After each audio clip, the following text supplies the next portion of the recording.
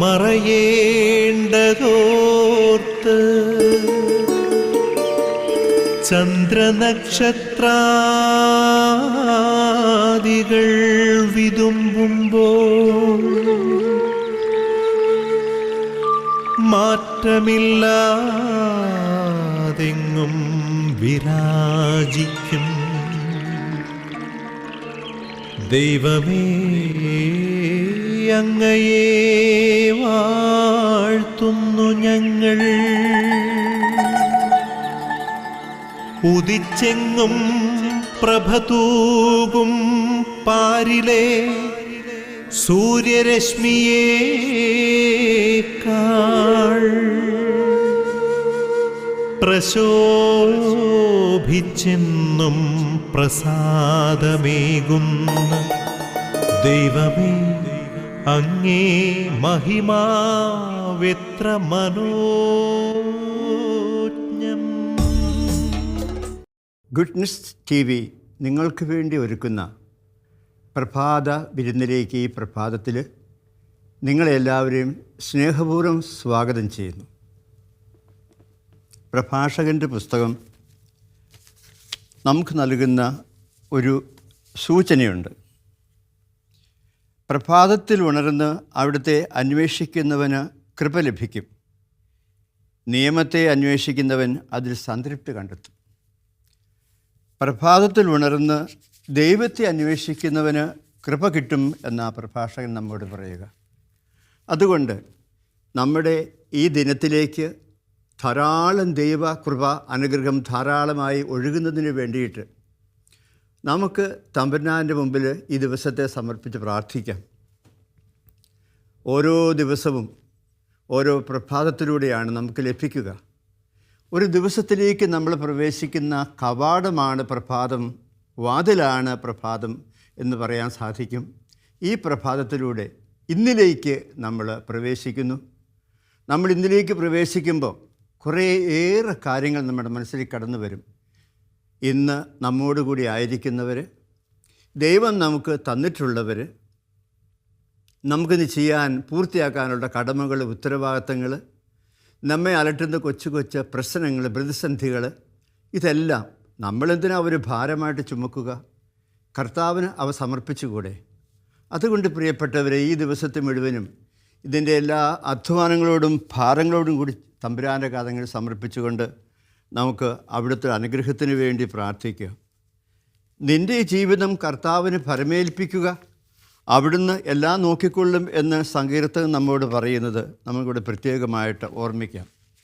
ദൈവത്തിൻ്റെ കരുണയ്ക്ക് മുമ്പിൽ നമ്മളെ എല്ലാവരെയും നമുക്ക് സമർപ്പിച്ചുകൊണ്ട് നമ്മൾ ഇന്ന് ഈ ശുശ്രൂഷയ്ക്ക് വേണ്ടി നമ്മളെ തന്നെ ഒരുക്കുമ്പോൾ നമ്മുടെ മാതാപിതാക്കളെ, നമ്മുടെ കുടുംബ അംഗങ്ങളെ, ഇന്ന് നമ്മോട് കൂടി ജോലി ചെയ്യുന്നവരെ, നമ്മുടെ ശുശ്രൂഷയ്ക്ക് ഏൽപ്പിക്കപ്പെട്ടിരിക്കുന്നവരെ, നമ്മുടെ ഓരോരോ കാര്യങ്ങൾ നമ്മളെ സഹായിക്കുന്നവരെ, നമുക്ക് വേണ്ടി പ്രാർത്ഥിക്കുന്നവരെ, നാം പ്രാർത്ഥിക്കാൻ കടപ്പെട്ടവരെ എല്ലാം നമുക്ക് തമ്പുരാൻ്റെ തിരുമുമ്പിൽ ഓർത്ത് ഈ ദിവസം നമ്മുടെയും എല്ലാവരുടെയും ജീവിതങ്ങൾ അനുഗ്രഹപൂർണ്ണമാക്കാൻ നമുക്ക് പരിശുദ്ധ അമ്മയുടെ മാധ്യസ്ഥം പ്രത്യേകമായിട്ട് പ്രാർത്ഥിക്കാം. അമ്മയെ നമ്മെ സഹായിക്കും. ഈ ശുശ്രൂഷയുടെ മധ്യസ്ഥ പരിശുദ്ധ അമ്മയായതുകൊണ്ട് നമ്മുടെ എല്ലാവരുടെയും കുടുംബങ്ങളുടെയും വ്യക്തിജീവിതങ്ങളുടെയും അമ്മ മാതാവായിരിക്കുന്നത് കൊണ്ട് നമുക്ക് മാതാവിനെ എല്ലാം ഭരമേൽപ്പിച്ച് അനുഗ്രഹത്തിനും മാധ്യസ്ഥത്തിനും വേണ്ടി പ്രത്യേകമായിട്ട് പ്രാർത്ഥിക്കാം. നമ്മുടെ എല്ലാ വ്യക്തിപരമായ നിയോഗങ്ങളെയും നമുക്ക് ഈ ശുശ്രൂഷയിൽ നമുക്ക് കർത്താവിന് സമർപ്പിച്ച് എല്ലാവർക്കും വേണ്ടി പ്രാർത്ഥിക്കാം. അതുപോലെ തന്നെ കുടുംബങ്ങളുടെ വിശുദ്ധീകരണത്തിന് വേണ്ടിയിട്ട് ഒരു പ്രത്യേകമായ നിയോഗം നമുക്കിന്ന് കർത്താവിന് സമർപ്പിച്ച് പ്രാർത്ഥിക്കുകയും ചെയ്യാം. ഈ ശുശ്രൂഷയിൽ ദൈവം നൽകുന്ന അനുഗ്രഹങ്ങളെ, കൃപകളെ സ്വീകരിച്ചുകൊണ്ട് ഈ ദിവസം നമുക്ക് സമ്പന്നമാക്കാനായിട്ട് പ്രത്യേകമായി ശ്രദ്ധിക്കാം. പരിമളത്തിനുറവയാം നറുസൗരഭ്യമാകട്ടെ ഞങ്ങളുമീ മണ്ണിൽ.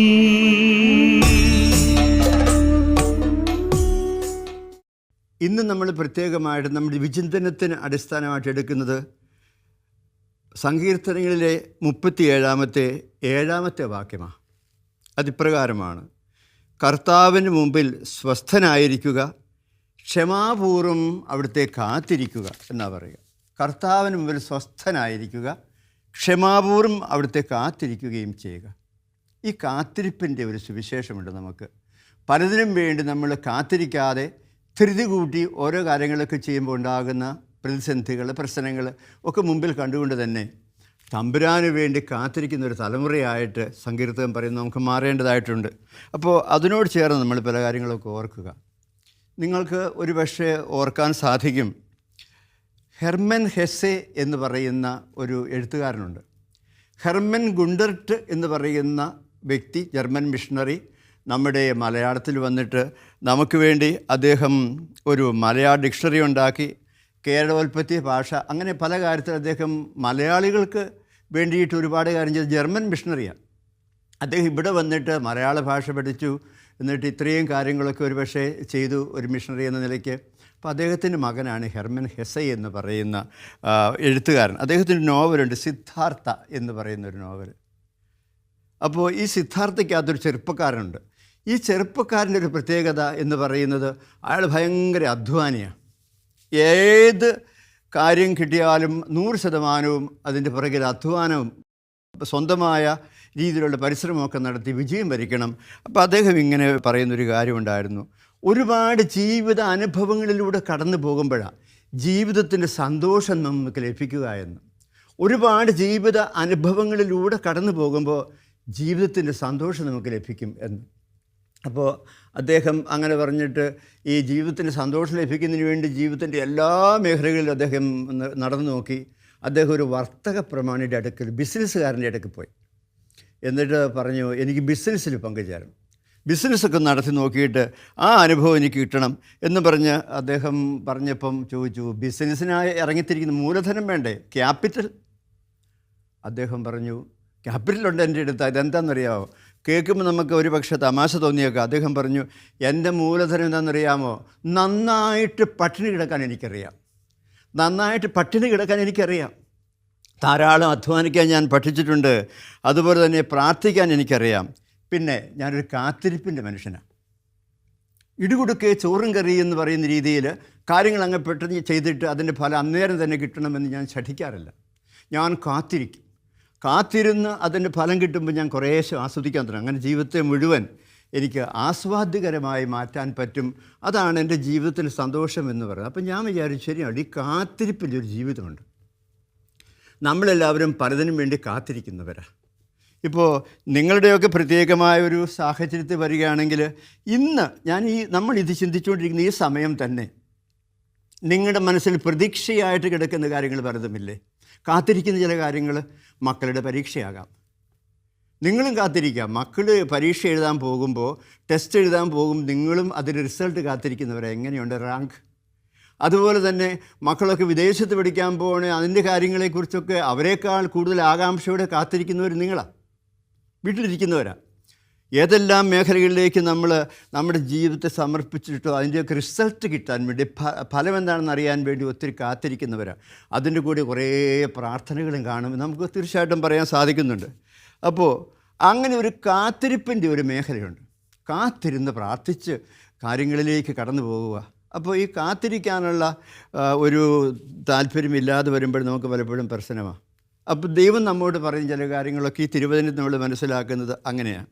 അപ്പോൾ ഈ കാത്തിരിക്കുക എന്ന് പറയുന്നത് എല്ലാ മേഖലകളിലുള്ളതാണ്. അത് ഒരു ദിവസം കൊണ്ട് തീരുന്ന കാര്യമല്ല. ഒരു കാര്യം ആരംഭിച്ചിട്ട് അതിൻ്റെ റിസൾട്ട് കാണാൻ കാത്തിരിക്കുന്നവരാണ് നമ്മൾ. നമ്മുടെ കുടുംബ പശ്ചാത്തലം മാത്രമാണ് നിങ്ങൾ നോക്കിക്കോളൂ. അടുക്കളക്കാര്യം മുതൽ അങ്ങാടിക്കാര്യം വരെയുള്ള എല്ലാത്തിലും നമ്മളിങ്ങനെ ആകുലപ്പെട്ട് നടക്കുകയാണ് പല കാര്യത്തിൽ. എന്നറിയോ, അതിൻ്റെ ആ റിസൾട്ട് കിട്ടുന്നില്ല, അതിൻ്റെ ഫലം എന്താണെന്ന് അറിയുന്നില്ല, അതുകൊണ്ട് കാത്തിരിക്കുകയാണ്.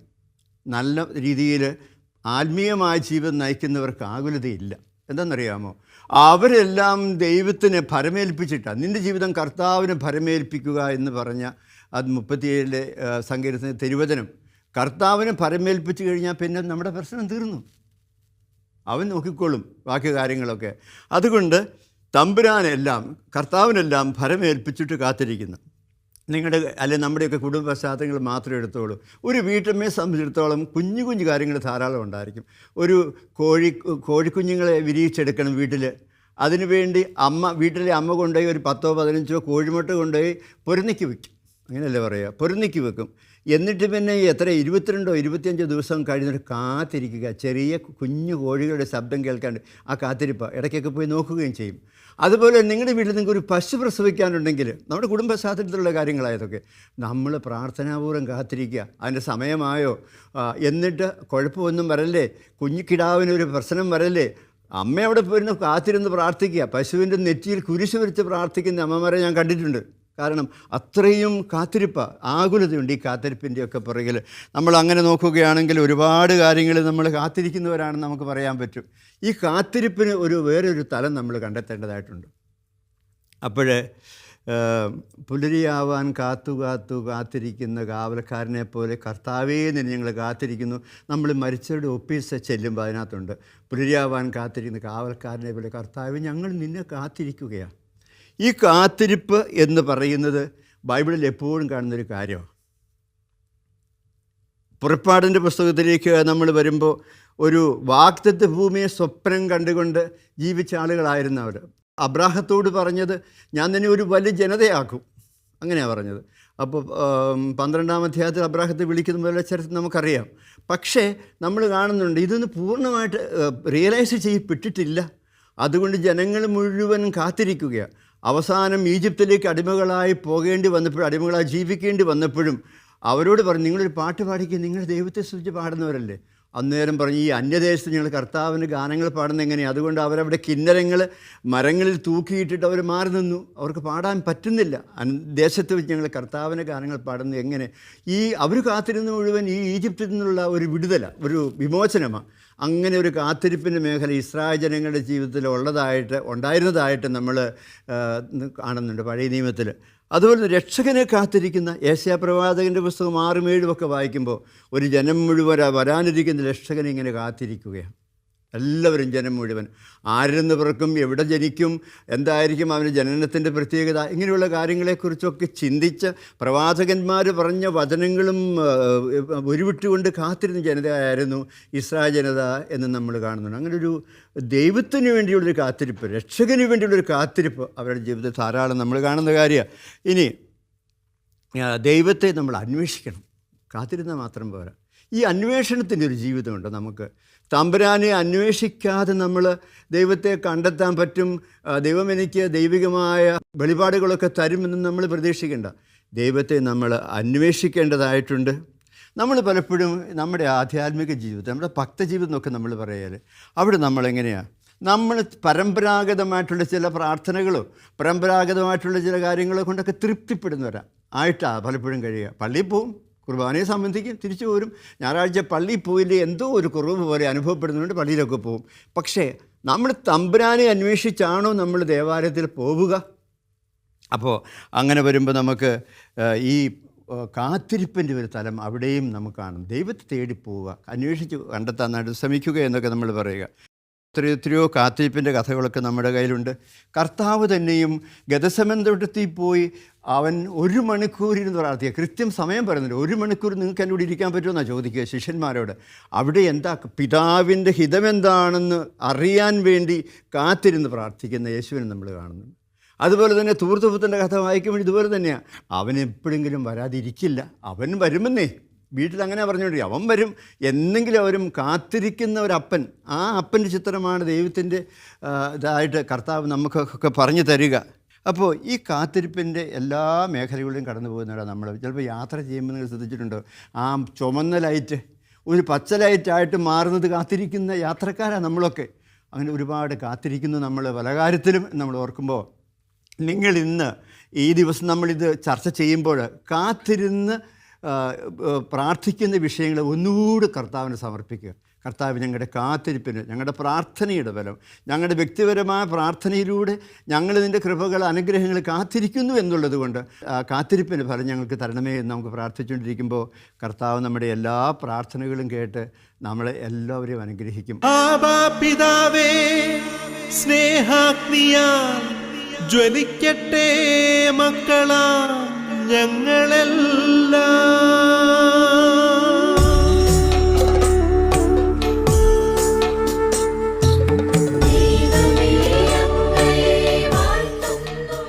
ഒരു നിമിഷം നമ്മുടെ കണ്ണുകളൊക്കെ അടച്ച് നിങ്ങൾ ആകാംക്ഷാപൂർവ്വം കാത്തിരിക്കുന്ന, ദൈവത്തിന് സമർപ്പിച്ചു വച്ചിട്ട് അതിൻ്റെ ഫലം കാത്തിരിക്കുന്ന കാര്യങ്ങളെല്ലാം ഒന്ന് മനസ്സിലേക്ക് കൊണ്ടുവരാം. അത് നിങ്ങളെക്കുറിച്ചാവാം, നിങ്ങളുടെ കൂടെയുള്ളവരെക്കുറിച്ചാകാം, നിങ്ങളുടെ കുടുംബത്തെക്കുറിച്ചാവാം, അല്ലെങ്കിൽ രോഗം വന്ന സഹോദരനെക്കുറിച്ചോ സഹോദരിയെക്കുറിച്ചാകാം, മക്കളെക്കുറിച്ചാകാം, നിങ്ങളുടെ അനുദിന അധ്വാനങ്ങളിൽ നിങ്ങൾ കാത്തിരിക്കുന്ന കാര്യങ്ങളെക്കുറിച്ചാകാം. എന്നും ഇവയെല്ലാം പ്രഭാതത്തിൽ കർത്താവിന് സമർപ്പിച്ച്, അതാണ് പുലരി കാത്തിരിക്കുന്ന കാവൽക്കാരനെ പോലെ ഞാൻ പുലരിയിൽ കാത്തിരിക്കുകയാണെന്ന് സങ്കീർത്തകൻ പറയുന്നത്. അതുകൊണ്ട് നമുക്ക് ഈ പ്രഭാതത്തിൽ, ഈ ദിവസം നമ്മുടെ മനസ്സിൽ ആകുലത പോലെ നമ്മൾ കാണുന്ന കാര്യങ്ങൾ, നമ്മൾ കാത്തിരിക്കുന്ന കാര്യങ്ങൾ, അതെല്ലാം ഒരിക്കൽ കൂടി കർത്താവിന് സമർപ്പിച്ച് ഞങ്ങളുടെ കാത്തിരിപ്പിൻ്റെ നേരെ, ഞങ്ങളുടെ കാത്തിരിപ്പിൻ്റെ മുകളിൽ ആ കാര്യത്തിൽ അങ്ങയുടെ വലതുകരം നീട്ടി ഞങ്ങളെ എല്ലാവരെയും അനുഗ്രഹിക്കണമേ, ആശീർവദിക്കണമേ. നിൻ്റെ കൃപകളാൽ ഞങ്ങളെ എല്ലാവരും നിറയ്ക്കണമേ. ഞങ്ങൾ ആഗ്രഹിച്ച് കാത്തിരുന്ന് പ്രാർത്ഥിക്കുന്ന എല്ലാം നീ നിൻ്റെ തിരുനാമത്തിൻ്റെ ശക്തിയിൽ ഞങ്ങൾക്ക് തന്ന് ഞങ്ങളെ എല്ലാവരെയും അനുഗ്രഹിക്കണമേ എന്ന് നമുക്കൊരു നിമിഷം കർത്താവിനോട് ഹൃദയ എളിമയോടെ വിശ്വാസത്തോടെ പ്രാർത്ഥിക്കാം. നമ്മുടെ എല്ലാ പ്രാർത്ഥനകളെയും പിതാവായ ദൈവത്തിൻ്റെ മുമ്പിൽ കർത്താവായ ഈശോ മിശിഹായുടെ നാമത്തിൽ പരിശുദ്ധാത്മാവിൻ്റെ കൃപകൾ നിറഞ്ഞ് നമുക്ക് സമർപ്പിക്കാം. പിതാവും പുത്രനും പരിശുദ്ധാത്മാവുമായ ദൈവമേ, അങ്ങയുടെ മക്കളായ ഞങ്ങൾ ഈ പ്രഭാതത്തിൽ ഉണർന്നിരുന്ന് ഈ ദിവസത്തിൻ്റെ എല്ലാ നല്ല ആഗ്രഹങ്ങളെയും അങ്ങേക്ക് സമർപ്പിച്ചുകൊണ്ട്, പ്രത്യേകമായി ഞങ്ങളുടെ ആകുലതകളെ അങ്ങേക്ക് സമർപ്പിച്ചുകൊണ്ട് പ്രാർത്ഥിക്കുന്നു. ത്രിയേക ദൈവമേ, ഞങ്ങൾക്ക് ആവശ്യമുള്ള കൃപാവരങ്ങളും അനുഗ്രഹം തന്ന് ഞങ്ങളെ എല്ലാവരെയും സമൃദ്ധമായിട്ട് അനുഗ്രഹിക്കണമേ, ആശീർവദിക്കണമേ എന്ന് ഞങ്ങൾ അങ്ങയോട് പ്രാർത്ഥിക്കുന്നു. പരിശുദ്ധ അമ്മേ മാതാവേ, ഞങ്ങൾക്ക് ആവശ്യമുള്ളതെല്ലാം അറിയുന്ന അങ്ങയുടെ തിരുമുമ്പിൽ ഞങ്ങളുടെ യാചനകളെ പ്രത്യേകമായി സമർപ്പിച്ചുകൊണ്ട് ഞങ്ങൾക്ക് വേണ്ടി പ്രാർത്ഥിക്കണമേ എന്ന് പ്രത്യേകമായി ഞങ്ങൾ അപേക്ഷിക്കുന്നു. ഞങ്ങൾക്ക് മുമ്പേ വിശുദ്ധരായി ജീവിച്ച് ദൈവസന്നിധിയിൽ പ്രീതിജനകമായ വിധം വർദ്ധിച്ചവരായ വിശുദ്ധാത്മാക്കളെ, ഞങ്ങളുടെ ഇടവക മധ്യസ്ഥന്, ഞങ്ങളുടെ ഇടവകയ്ക്ക് വേണ്ടിയും ഇടവകയിലെ എല്ലാ കുടുംബങ്ങൾക്ക് വേണ്ടിയും പ്രത്യേകമായിട്ട് പ്രാർത്ഥിക്കണം ഞങ്ങൾ അപേക്ഷിക്കുന്നു. ഞങ്ങളുടെ കാവൽ മാലാഖയെ, ഞങ്ങളുടെ പേരിൻ്റെ കാരണഭൂതനായ വിശുദ്ധന്, ഞങ്ങൾക്കെല്ലാവർക്കും ദൈവത്തിൻ്റെ കൃപയും അനുഗ്രഹവും സമൃദ്ധമായി ലഭിക്കുന്നതിന് അങ്ങയുടെ അനുഗ്രഹത്തിൻ്റെ കരം ഞങ്ങളുടെ മേൽ എപ്പോഴും ഉണ്ടാകുന്നതിന് വേണ്ടി ഞങ്ങൾക്ക് വേണ്ടി നിങ്ങൾ പ്രാർത്ഥിക്കണമെന്ന് ഞങ്ങൾ അപേക്ഷിക്കുന്നു. പ്രിയപ്പെട്ടവരെ, ഈ ശുശ്രൂഷയിൽ പങ്കുചേരുന്ന മരിയ കൂടാരങ്ങളിൽ വസിക്കുന്ന പ്രാർത്ഥിച്ചുകൊണ്ടിരിക്കുന്ന നമ്മുടെ എല്ലാ സഹോദരങ്ങളെയും നമുക്ക് ഓർമ്മിക്കാം. ലോകമെമ്പാടുമുള്ള അങ്ങനെയുള്ള എല്ലാ സഹോദരങ്ങളെയും അവരുടെ നിയോഗങ്ങളെയും പ്രത്യേകമായിട്ട് സമർപ്പിച്ചുകൊണ്ട് ഒരു ജപമാലയെങ്കിലും ചൊല്ലി നമ്മൾക്ക് അവർക്ക് വേണ്ടി പ്രാർത്ഥിക്കാനാവുമല്ലോ. നമുക്ക് അവരെയൊക്കെ പ്രത്യേകമായിട്ട് ഓർത്ത് ഒരു രഹസ്യമെങ്കിലും ചൊല്ലി അവർക്ക് വേണ്ടി പ്രത്യേകമായിട്ട് പ്രാർത്ഥിക്കാം. ദൈവം നമ്മുടെ ഈ പരിശ്രമങ്ങളെയും നമ്മളോട് ചേർന്ന് പ്രവർത്തിക്കുന്ന എല്ലാവരെയും, പ്രാർത്ഥിക്കുന്ന നമ്മുടെ കൂട്ടായ്മയിലുള്ള എല്ലാവരെയും അനുഗ്രഹിക്കാനായിട്ട് നമുക്ക് കർത്താവിൻ്റെ പക്കൽ പ്രാർത്ഥിക്കാം. നല്ല ദൈവമേ, ഞങ്ങൾ അങ്ങയുടെ തിരുമുമ്പാകെ ഈ സമയം ഉണർത്തിയ എല്ലാ കാര്യങ്ങളെയും കനിവോടെ തൃക്കൺ പാർക്കണമേ. ചോദിക്കുന്ന മുമ്പ് തന്നെ എല്ലാം അറിയുന്നവനായ അങ്ങയുടെ തിരുമുമ്പ് ഞങ്ങളുടെ എല്ലാ പ്രാർത്ഥനകളും സമർപ്പിച്ചുകൊണ്ട് അങ്ങയുടെ വലതുകരം നീട്ടി ഞങ്ങളെ എല്ലാവരെയും ആശീർവദിച്ച് അനുഗ്രഹിച്ച് ഞങ്ങൾക്ക് ആവശ്യമുള്ളതെല്ലാം തരണമെന്ന് ഞങ്ങൾ പ്രാർത്ഥിക്കുന്നു. ആമേൻ.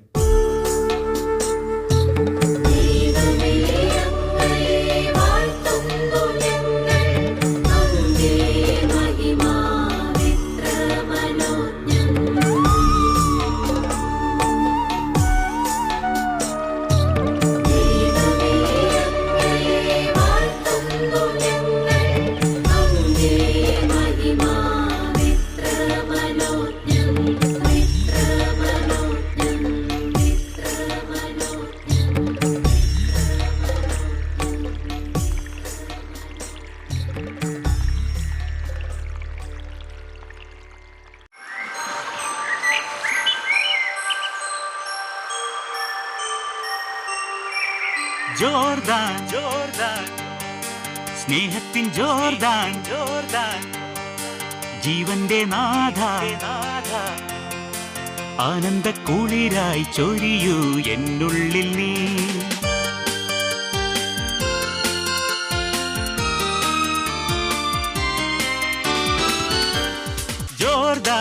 സ്നേഹത്തിൻ ജോർദാൻ ജീവന്റെ നാഥ ആനന്ദ കുളിരായി ചൊരിയൂ എന്നുള്ളിൽ നീ ജോർദാൻ സ്നേഹത്തിൻ ജോർദാൻ ജീവന്റെ നാഥ ആനന്ദ കുളിരായി ചൊരിയൂ എന്നുള്ളിൽ നീ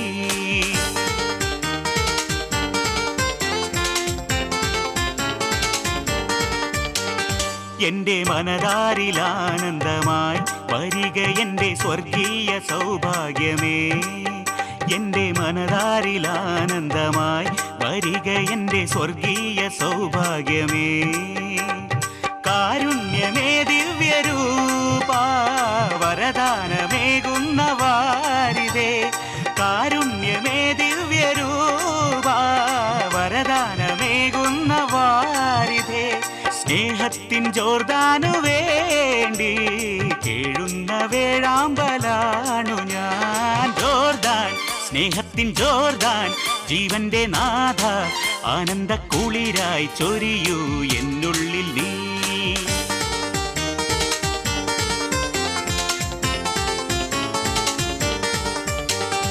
എന്റെ ആത്മാവ് ദാഹിക്കുന്നു നിനക്കു വേണ്ടി ഒരുപാട് ദാഹിക്കുന്നു എന്റെ ആത്മാവ് ദാഹിക്കുന്നു നിനക്കു വേണ്ടി ഒരുപാട് ദാഹിക്കുന്നു ജീവജലത്തിന്റെ നാഥ ദാഹം ശമിപ്പിച്ചിടേണേ ജീവജലത്തിന്റെ നാഥ ദാഹം ശമിപ്പിച്ചിടേണേ ഒരു നാളും ദാഹിച്ചിടാതെ ആത്മാവിൽ നീ വന്നു വാഴണേ ജോർദാൻ സ്നേഹത്തിൻ ജോർദാൻ ജീവന്റെ നാഥ ആനന്ദ കുളിരായി ചൊരിയൂ എന്നുള്ളിൽ നീ ജോർദാൻ സ്നേഹത്തിൻ ജോർദാൻ ജീവന്റെ നാഥ ആനന്ദ കുളിരായി ചൊരിയൂ എന്നുള്ളിൽ നീ പ്രിയപ്പെട്ടവരെ, നമുക്ക് സഭയോട് ചേർന്ന് പ്രാർത്ഥിക്കണം.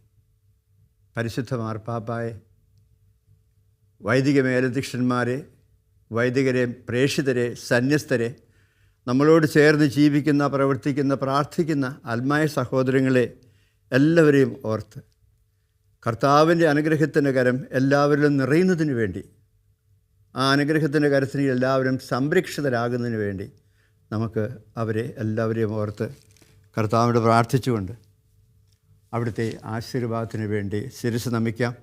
കരങ്ങൾ കൂപ്പി കണ്ണുകളൊക്കെ അടച്ച് പരിശുദ്ധ ത്രിത്വത്തിൻ്റെ അനുഗ്രഹവും കർത്താവായ ഈശോ മിശിഹായുടെ കൃപയും നമ്മൾ നിറയാണ്ട് നമുക്ക് പ്രാർത്ഥിച്ചുകൊണ്ട് നമുക്ക് ഈ ആശീർവാദത്തിലേക്ക് കടന്നു വരാം. കർത്താവായ ദൈവമേ, അങ്ങയുടെ തിരുമുമ്പാകെ ഞങ്ങൾ സമർപ്പിച്ച എല്ലാ യാതനകളും പ്രാർത്ഥനകളും അങ്ങ് കനിവോട് ശ്രവിച്ച് ഞങ്ങളെയും ഞങ്ങളുടെ നിയോഗങ്ങളെയും ഞങ്ങളായിരിക്കുന്ന എല്ലാ അവസ്ഥകളെയും അങ്ങ് സമർത്ഥമായിട്ട് അനുഗ്രഹിച്ച് അങ്ങയുടെ കൃപയാൽ നിറയ്ക്കാൻ ഇടയാക്കണമേ. പരിശുദ്ധ ത്രിത്വത്തിൻ്റെ നാമത്തിൽ ഞങ്ങൾ അർപ്പിക്കുന്ന പ്രാർത്ഥന സ്വീകരിക്കണമേ. അങ്ങയുടെ നാമത്തിന് ശക്തിയിൽ ഞങ്ങൾ അങ്ങയുടെ അനുഗ്രഹവും കൃപയും അപേക്ഷിക്കുന്നു. കർത്താവായ ഈശോ മിശിഹായുടെ കൃപയും പിതാവായ ദൈവത്തിൻ്റെ സ്നേഹവും പരിശുദ്ധാത്മാവിൻ്റെ നിറവും നമ്മളോടുകൂടി ഉണ്ടായിരിക്കട്ടെ, ഇപ്പോഴും എപ്പോഴും എന്നേക്കും. ആമേൻ. നിങ്ങൾക്കെല്ലാവർക്കും ഒരു നല്ല ദിനവും അതിൻ്റെ എല്ലാ അനുഗ്രഹങ്ങളും പ്രത്യേകമായിട്ട് ആശംസിക്കുന്നു.